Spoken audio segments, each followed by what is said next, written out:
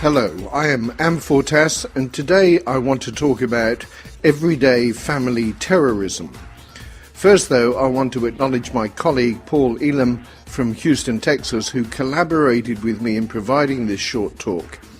There's two authors' heads on this note, although he did most of the writing whilst I do all the talking.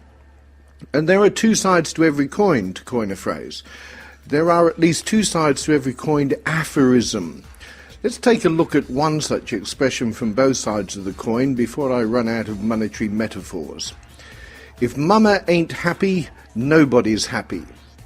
Use that expression in public and you'll get a lot of good-natured laughter and nods of the head, some sardonic smiles perhaps. It applies to not a few mamas. Underneath the humour and agreement is something we all know is a little darker. There are women this doesn't apply to, of course. They take their knocks in life in pretty good stride, shaking off disappointment with grace and a healthy amount of humility. They have my respect, unlike mama. And there are also a few men who can't get through 5 minutes of everyday life without subjecting everyone to their complaints du jour. They too are a pain. What I'm talking about here is the idea that when something displeases you, everyone around you has to suffer for it. Not just listen to it, but pay for it. The legal tender for this transaction is usually the common peace. You'll have peace when and only when mama is satisfied. In more extreme cases, it means nothing less than abusive control. This is more about women than men. Most coined phrases get sent to the mint with at least a morsel of truth to them. This one wasn't issued with daddy's name on it. Women who hold their marriages and families hostage to their desires and whims, when they are even willing to admit to their actions, have the same litany of excuses and rationalizations. If I don't run things, they won't get done. Or, if I don't run things my way, hey, they won't get done right.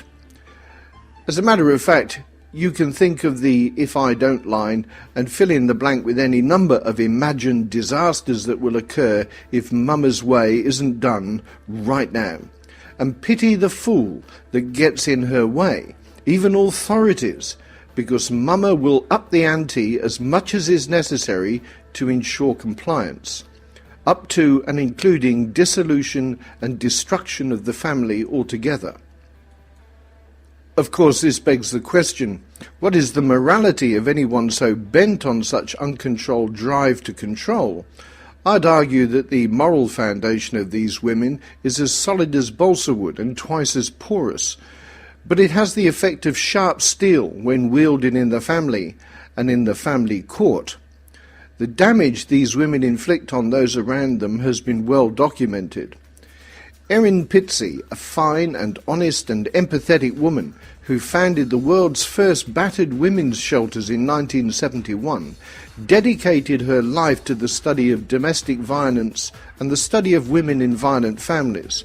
Her ultimate findings, although scientifically sound, were less than politically correct.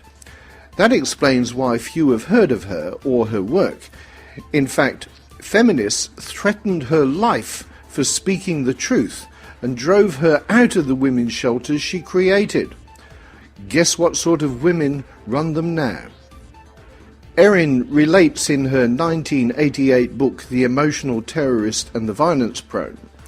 The family of the emotional terrorist, she says, may well be characterized as violent, incestuous, dysfunctional and unhappy, but it is the terrorist or tyrant who is primarily responsible for initiating conflict, imposing histrionic outbursts upon otherwise calm situations, or more subtly and invisibly, quietly manipulating other family members into uproar through guilt, cunning taunts, and barely perceived provocations.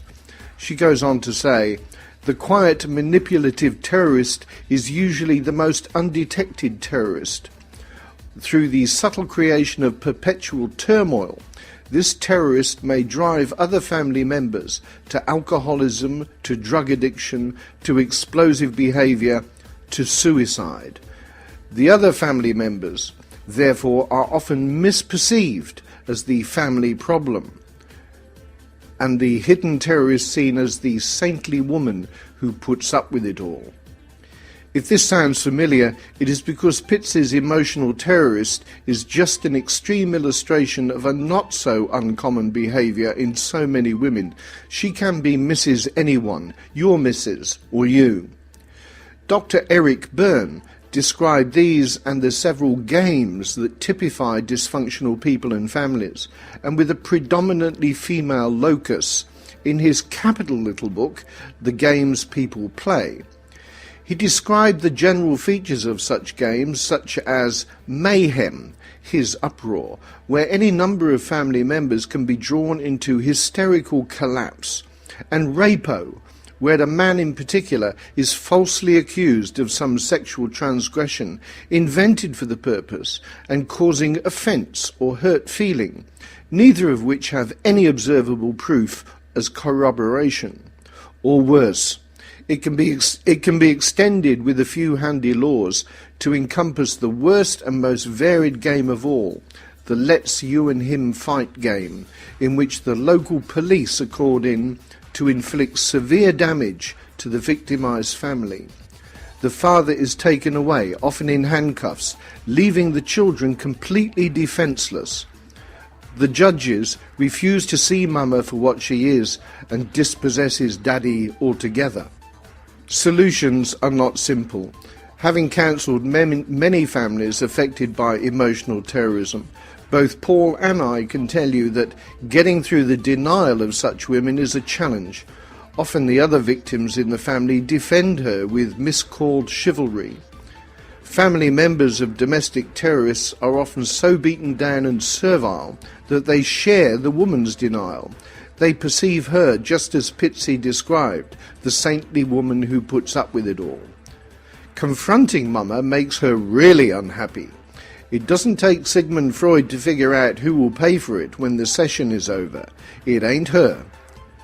Mama, and most women like her, can't stand the idea that there might be something wrong with them morally, or even that they may simply be wrong.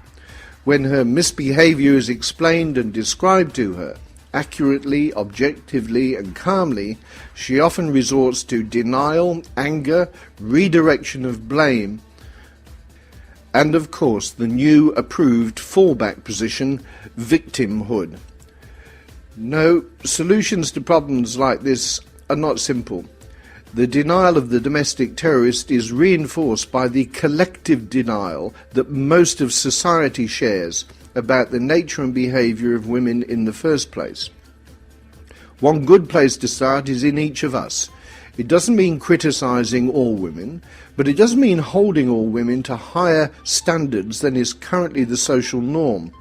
Simple truth would be a good place to start. Women who undermine their marriages and families for the sake of controlling them are far from funny. Sniggering at their behaviour is like finding something funny about a man that pummels his wife because she burned the toast. Many people of both sexes take the attitude that however women act, that is the way they are. Accept me as I am is their mantra, but that is an enabling fantasy. We give them a pass on almost anything, no matter how egregiously appalling, and seldom think of who we are damaging by doing so. Domestic emotional terrorists have gone undetected and unaddressed, bringing harm to themselves, their children and spouses, and the culture as a whole.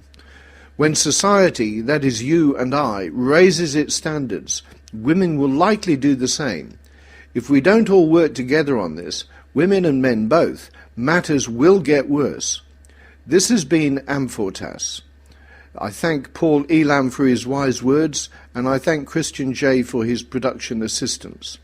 I dedicate this to my estranged but beloved daughter, and to my beloved son, in whom I am well pleased. Ask, who does the Grail serve?